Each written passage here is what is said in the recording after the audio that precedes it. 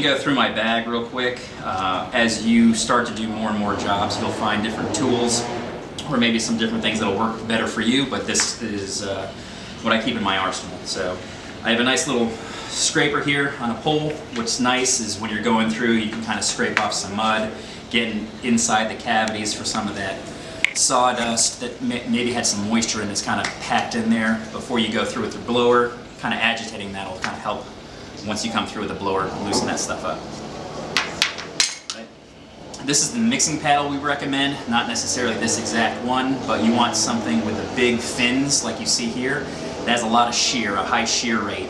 You don't want to use paddles that you would typically see used for concrete or mortar that have that spiral shape. You want to make sure it has nice big fins for your mixing.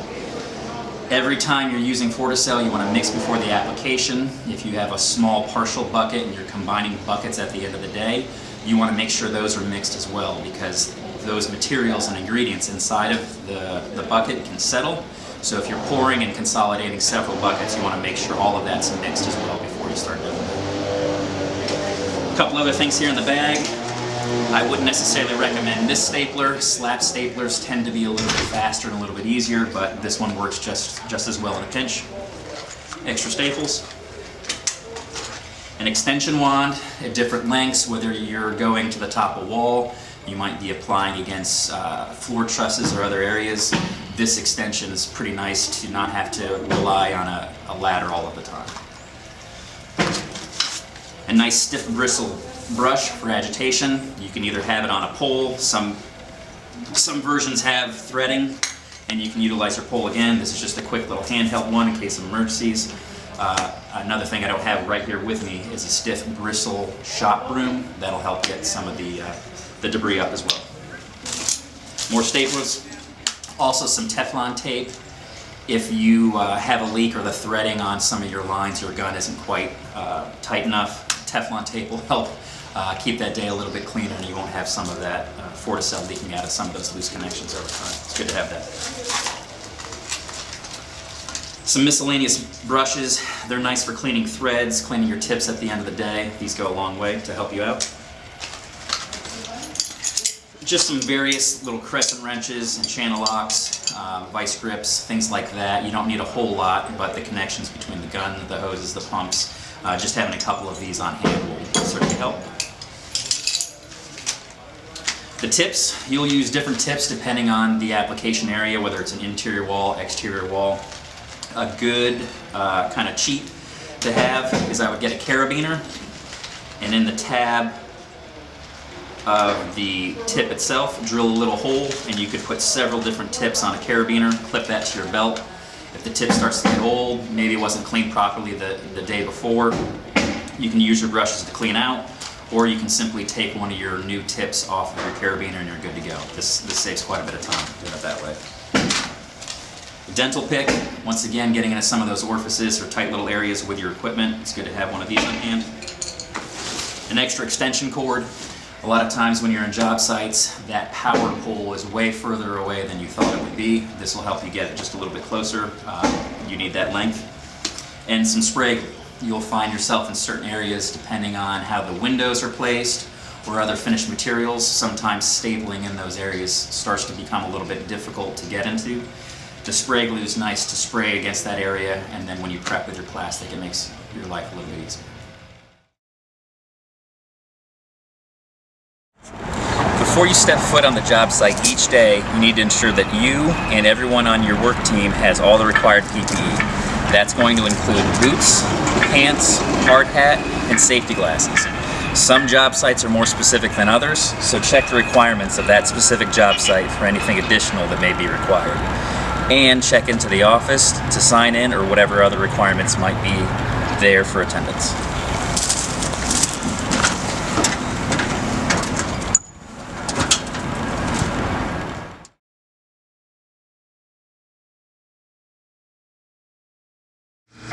Okay, walking into our workspace, the first thing that we really want to do is look for obstacles, right, for various different reasons.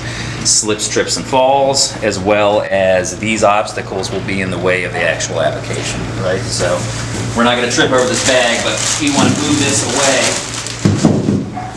from the rest of the areas, including this, because when we apply that FortiCel, that will actually leave a shadow of where that FortiCel won't be able to apply itself to. So that's inclusive of nails, construction materials, as well as any kind of debris that's laying around the building. So here's a perfect example of a lot of the common items that you'll see in a construction site that are obstacles for us that we want to identify and get out of our workspace. Right? Whether it's random scraps of wood that are sitting around the floor, on the top plates, inside the wall cavities, sawdust, cups, they're all pretty frequently found. You can see a water bottle sitting right there on one of the plates. If we don't remove that from the workspace when we apply the FortiCel, it will actually leave an area, a shadow of where the FortiCel couldn't be applied to the substrate. So all of this needs to be removed from the workspace. Walking through the application space, we also want to make sure that we're identifying any kind of finished products. Bathroom tubs, drop-ins, water boxes such as this for washers and dryers, sometimes for ice machines on refrigerators. That chemical tracer dye will actually do just that. It'll dye the wood during application, but on finished products as well. We want to make sure that we protect those so that color of the material doesn't stain the plastics. So we're in multifamily right now, and we're looking at the wood condition. You can see here there's some difference in color of the wood. What we need to identify is if this was stored in mud during the staging area, if there's potential microbial growth, three-dimensional growth, or if it's just staining of the wood. So that's something we're taking a look for. Another thing we want to be very careful with is the amount of sawdust and debris. As you can see, that sawdust is trapping a lot of water and a lot of moisture, and you can have a potential for growth in those areas simply because the sawdust is holding water there. So prior to the application of the FortiCel, we want to make sure all the top plates, bottom plates, and everything have been removed from any kind of debris or dust. We had mentioned mud before. This is a pretty good example. Sometimes it's pretty easy to tell that this is mud because it's so close to us and we can touch it. But once you start getting up into the rafters, and that's a little bit further away, and you can't get as close to it or touch it to tell that that's mud, a lot of times that gets misidentified as microbial growth. So before we go into the room and understand where we're going to apply and what we're going to apply, we want to understand what the condition of the wood is. So this is a good example of what can occur if you don't properly clean the area of application, right? So we had a pile of sawdust here. You can see where the FortiCel attached itself to the wood, and then where the sawdust was there, it didn't absorb into the actual intended substrate and was absorbed by the other materials. Once again, that shadowing that we talked about, where the application did not properly apply, can be clearly seen. So it's very important to make sure that your substrate is completely clean of any kind of debris or dust prior to the actual application. And this is a pretty good example of what can occur when that happens.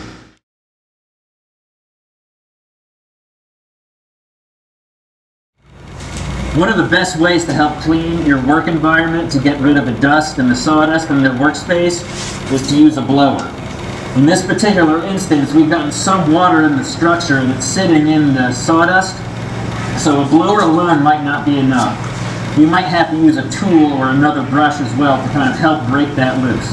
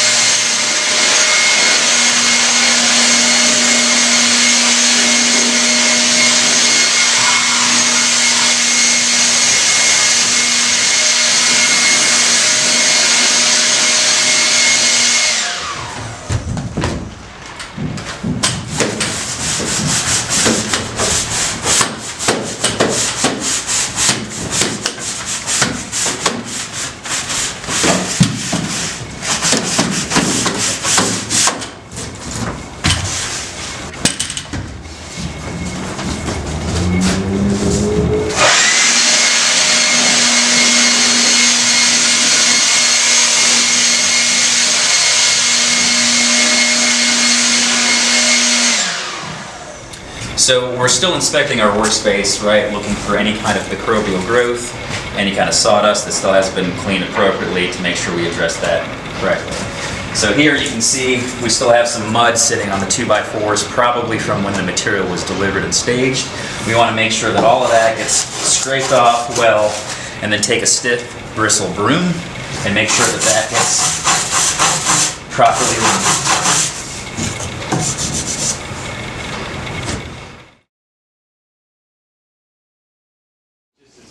So mixing of the product is incredibly important before you start applying. Some of those ingredients will settle out throughout the bucket, so before you apply anything, pour off the remaining last little bit of a bucket, whatever that is. You want to make sure that that bucket's incredibly mixed. You want to use a high shear mixing paddle, something with nice big fat fins on it. What you don't want to use is a paddle like you see for mortar or concrete with that spiral. You want these nice fins that give you nice high shear in that bucket, and you'll know that you're appropriately mixing that bucket. So once again, we're using a flat bladed mixing paddle. We've talked about mixing quite a bit, but I want to underscore the importance that the active ingredients will separate in the bucket during storage. So you want to make sure that you appropriately mix that with the right size.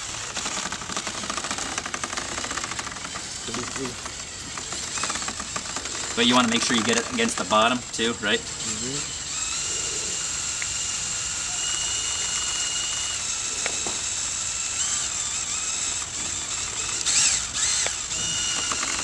You can dye your beard that color.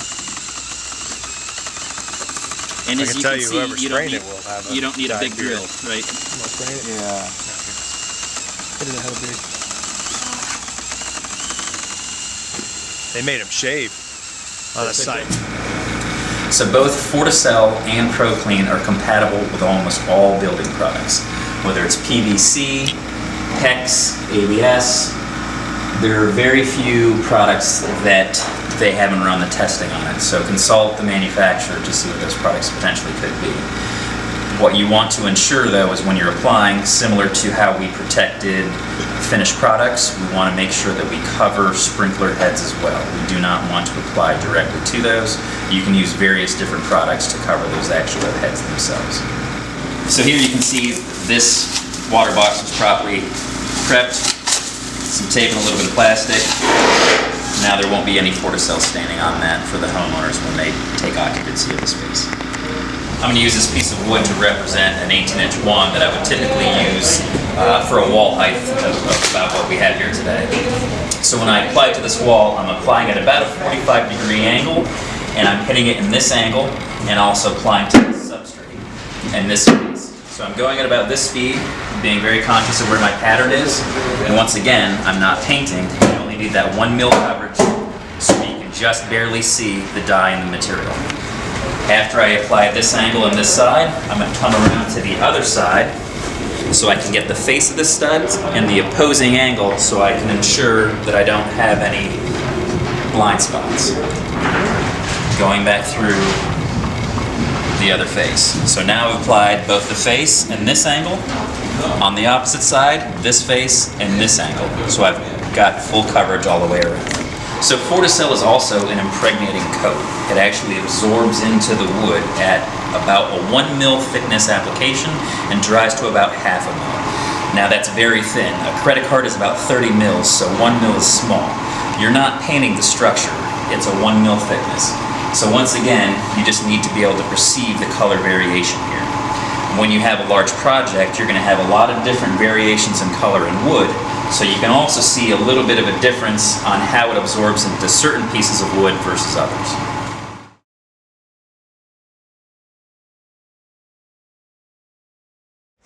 So when we're prepping a window, what we actually want to do is we want to inset the plastic and staple on the very edge. What we want to do is expose as much of the wood as possible so we can get that line of FortiCel up to and as close into that windowsill as possible. Being a window, this area is certainly more prone to water intrusion and damage than any other area of the structure, so we want to get as much coverage as possible there.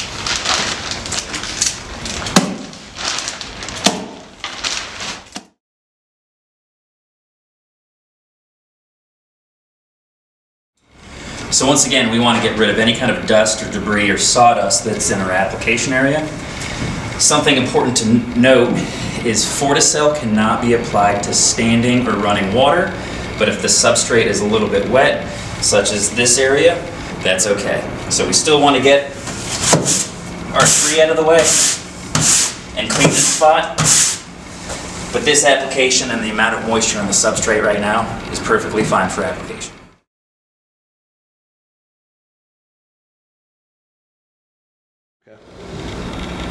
So this wall in this short little area is actually a pretty good example of some of the conditions that you might see. This general area over here looks pretty clean, nice and dry. They've come through, removed it. I'm not seeing any kind of sawdust, so that area will absorb the FortiCel quite nicely. Okay. What we've seen here, as well as other parts of the building, we have some dirt stains. Those have been agitated with a brush, and you can see that there's no surface anymore. That's perfectly fine for FortiCel. What we've also identified in this assembly still is microbial growth. You can see the texture of it, and as I rub my finger, it actually comes off on my finger. This isn't mud, this isn't staining, this is actual growth, and you'll be able to tell by the three-dimensional nature and its ability to be agitated by a brush or another tool to remove it from its surface. A lot of people frequently misidentify as wood staining. Over here you can see the wood is actually stained. That is a completely different situation than the microbial growth we have that's three-dimensional that we just rubbed off versus this staining of the wood. That's perfectly fine, and that's ready for FortiCel application.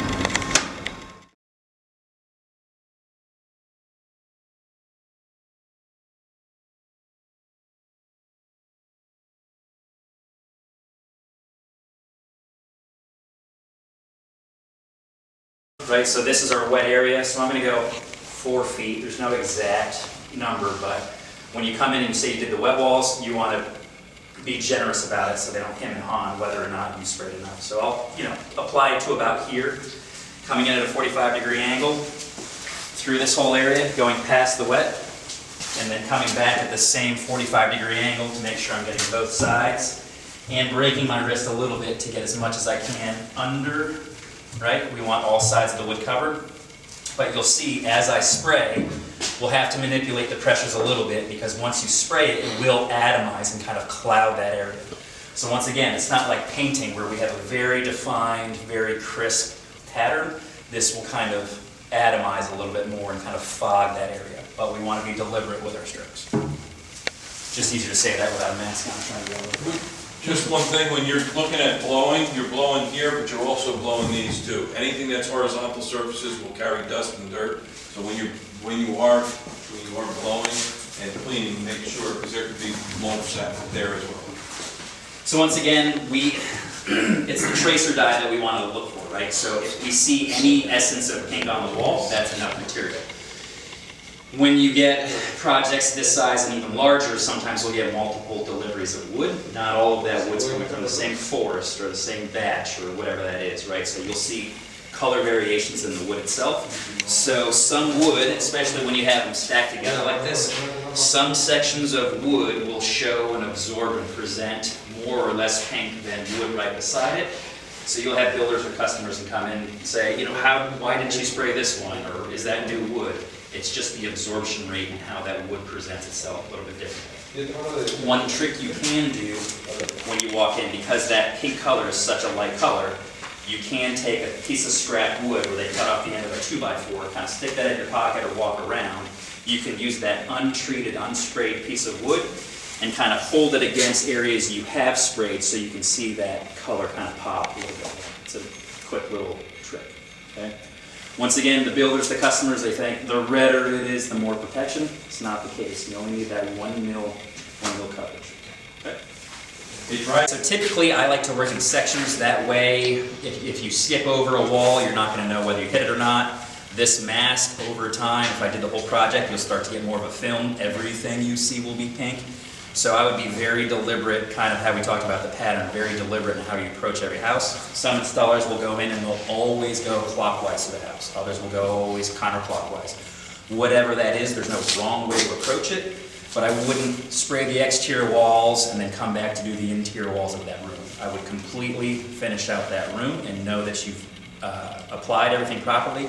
And then when you go back through to do your QC check, before you roll up your hoses and everything, go back through to make sure, some of the harder sides, the undersides, right? We talked about shadows before. Some of the areas that are a little bit harder for that FortiCel to apply itself, depending on the angle, you're checking some of those areas. But I would be deliberate, whether it's counterclockwise, always top to bottom. There's no wrong answer as far as approach. As long as you do it the same every time, then you should be fine. So once you start to get a little bit better at it, and you're a little bit more efficient with the application, you can do 45 degree this way one time, and then go on the other side and do 45 degrees this way. Does that make sense? Because there's 4 sides to this piece of wood, and I can get 2 at any given time. Does that make sense? So once you're a little bit more developed, once you're a little bit more efficient, I can spray 45 degrees down this wall from this angle, jump on the other side of the wall, and spray 45 degrees in the opposite direction, catching the other 2 planes. In our opinion, it's preferable that you have 2 people in the application. One person, because he's going to be with that mask on spraying, and he can trip over things, and he can get in the way of things. So a lot of times you have the second person that's there, clearing out the way in front of him and seeing what he might have missed or not missed. So that's also very important to have is 2 men on the crew. And they're keeping you going, right? You guys have even helped me move in and out, just keeping that hose going. The more you can keep that sprayer going, focused on the actual application, and supporting teammates, helping move the hose, clear the area, move the ladder if you need to, keeping that guy on the trigger. So is that coming soon? February 12th. February 12th. We'll make some more friendly and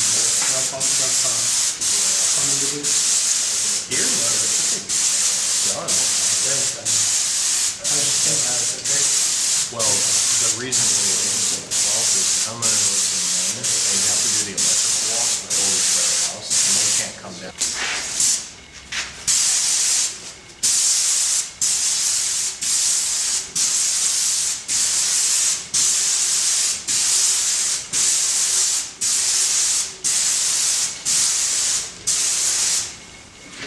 So once again, with the amount of blocking, I'm just checking the bottom side of that because you have so much of that.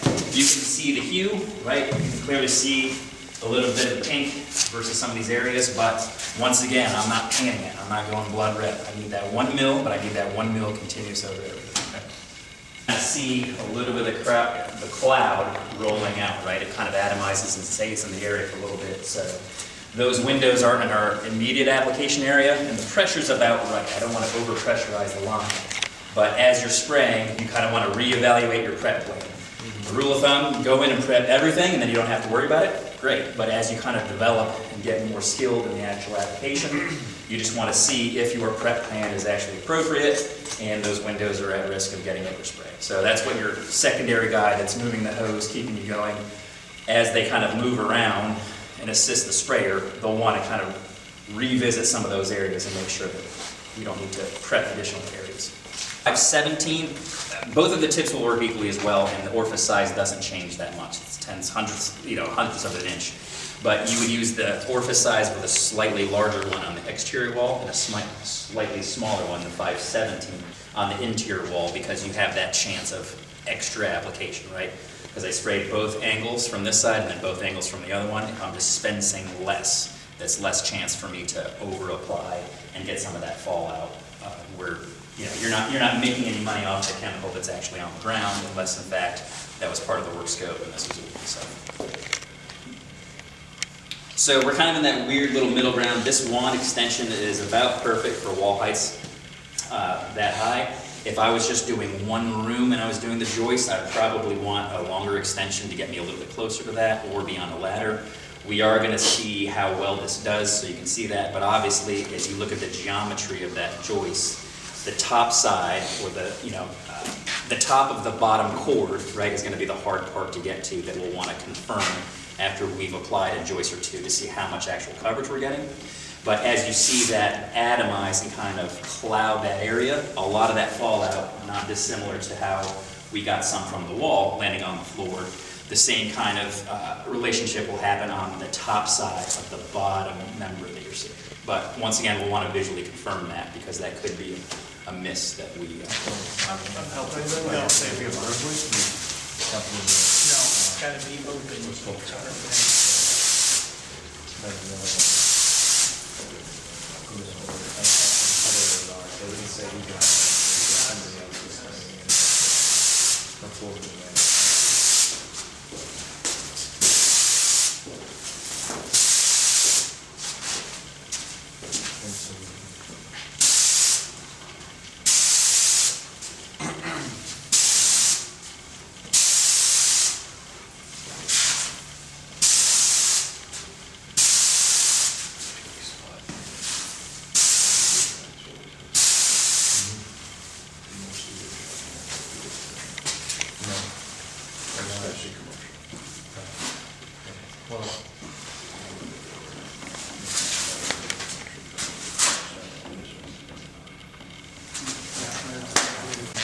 I'm helping them, I'll say if you have earthquake, No, it's gotta be open.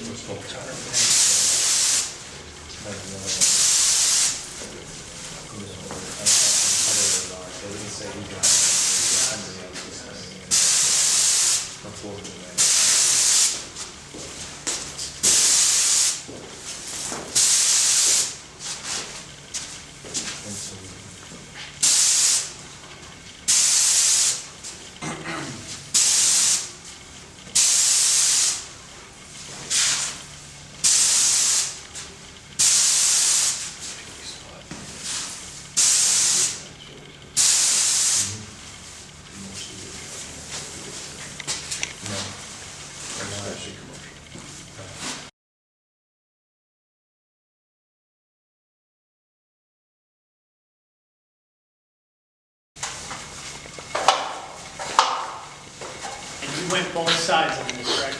Correct. So obviously as you get closer to a wall or something like that, it's a little bit harder, so you want to check that area.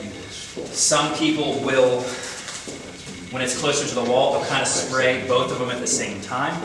I went through and kind of sprayed one beam and then came back through and did it again. When you get areas like this where they're closer to a wall, you can do this, the second one and then the first one, there'll be more material in that area and a little bit more of a cloud, so you have a better chance of actually applying versus me trying to do it from the opposite side. It's a pretty direct angle, right? I can't get to the side of it very well. So if I spray the first one and then I spray the second one from the same angle, there'll be more material in that immediate area, and I have a much better chance of that fallout getting to the side.